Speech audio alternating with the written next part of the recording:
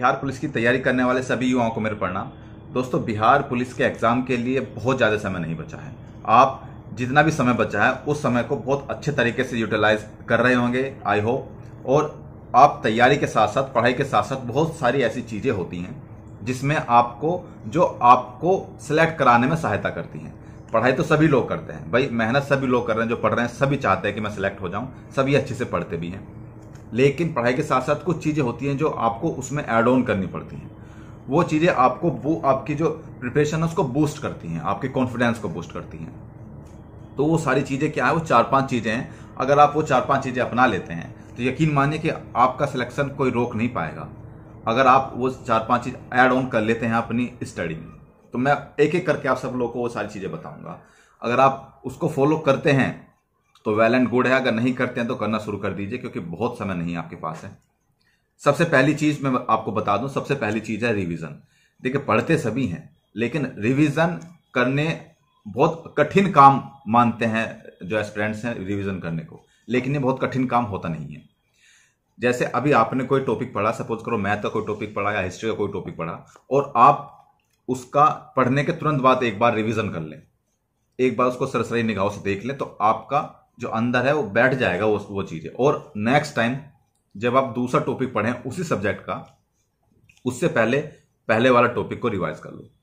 आपको अलग से टाइम देने की जरूरत नहीं है रिवीजन में। सिर्फ ये 2 बार अगर आपने रिवीजन कर लिया, एक बार पढ़ने के बाद और एक बार नेक्स्ट टॉपिक पढ़ने से पहले, वो टॉपिक रिवाइज कर लो, आपका एकदम बेस्ट हो जाएगा। आपका, मैं कह रहा हूं कि फिर कोई रोक नहीं पाएगा आपका सिलेक्शन। ठीक है, पहला तो ये हो गया रिवीजन। ठीक है, दूसरा क्या है, पहला रिवीजन हो गया।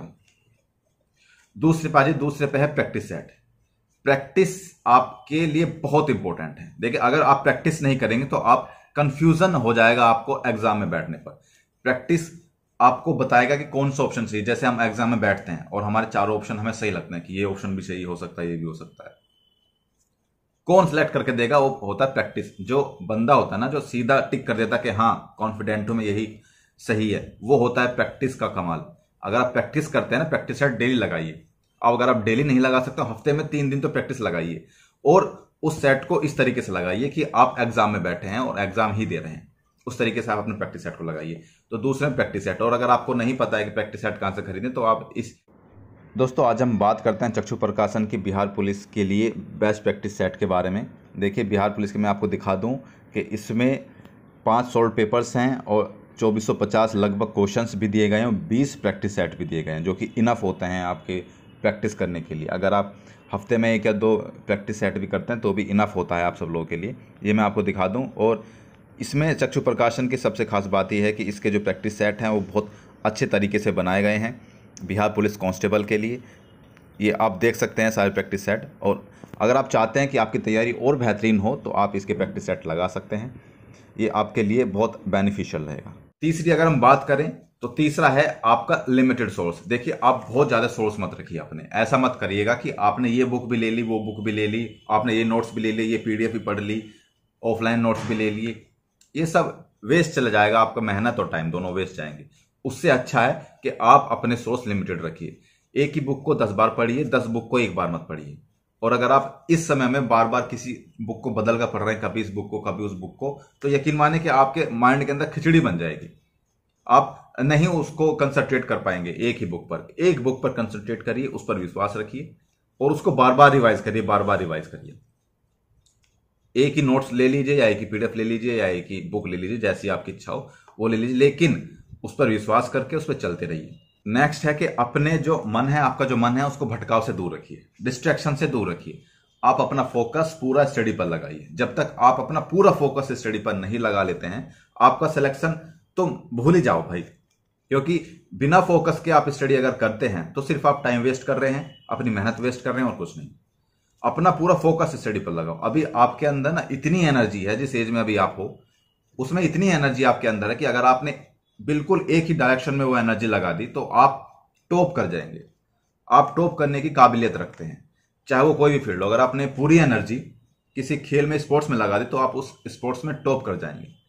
अपनी पूरी एनर्जी एक ही चीज पर लगा दो। अगर आपको सेलेक्ट होना है तो पूरी एनर्जी पढ़ने पर लगा दो। ये तो डिस्ट्रैक्शन है ना, ये कि रील्स देख ली, मूवीज देख ली, यारों के साथ घूमने चले गए, दोस्तों के साथ घूमने चले गए, किसी से बात कर ली फोन पे, लड़का है लड़की से, और फिर उसके बाद देख रहे हो यार हमने तो इतनी देर अपना टाइम वेस्ट कर दिया, तो वो सारी चीजें छोड़ दो। 2-3 महीने बचे हैं भाई आपके पास, उसको यूटिलाइज कर लो।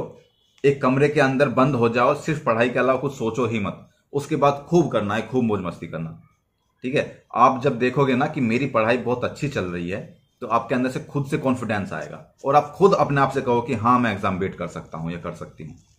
तो उसके लिए जरूरी है कि आप सब लोग बेस्ट तरीके से पढ़ें, फोकस अपना पूरी पढ़ाई पर रखें, इधर उधर की बातें ना सोचें। ये जो डिस्ट्रैक्शन है यही आपकी असफलता का कारण भी है। आपका माइंड इतना पावरफुल है, आप सब लोग जानते ही हैं, मैं क्या बताऊं, बहुत पावरफुल है आपका माइंड। अगर आप उसको एक जगह फोकस रख देते हैं तो केवल पढ़ाई पर, बार बार डिस्ट्रैक्शन होता है, मैं मानता हूं इस एज में होता है डिस्ट्रैक्शन, लेकिन उसी डिस्ट्रैक्शन से बचना है, वही तो तपस्या है आप सब लोगों की। उससे अगर बच गए आप तो आप यकीन मानिए कि सिलेक्शन ले लेंगे, आप यूपीएससी तक निकाल देंगे अगर आपका फोकस केवल पढ़ाई पर हो जाता है तो। और वही बंदा एग्जाम निकालता है जिसका फोकस एक जगह रहता है। बार बार फोकस मत बदला करो कि अभी हम पढ़ रहे हैं तो सामने बुक रखे, लेकिन सोच कुछ हो रहे हैं, हमारा माइंड कहीं और है, हमारी बॉडी कहीं और है, हम पढ़ कुछ हो रहे हैं, हमें पता ही नहीं हम क्या पढ़ रहे हैं। और 2 घंटे बाद उठते हैं, सोचते हैं बहुत पढ़ लिया आज 2 घंटे, लेकिन पढ़े तो तुमने 5 मिनट भी नहीं है। अगर आप 5 मिनट भी नहीं पढ़ोगे तो फिर क्या होगा, आप सब लोग जानते हैं। तो फोकस अपना स्टडी पर रखो। बहुत सारी बातें हैं जो बताने के लिए, आने वाली वीडियोस में बहुत सारी बातें आपको पता चलेंगी। बने रहिएगा हमारे साथ, जुड़े रहिएगा। और अगर आपको इतने मार्क्स लाने हैं, मेरिट में नंबर लाना है, तो आप बेहतर तरीके से तैयारी करिए। मिलता है अगले वीडियो में, तब तक के लिए जय हिंद।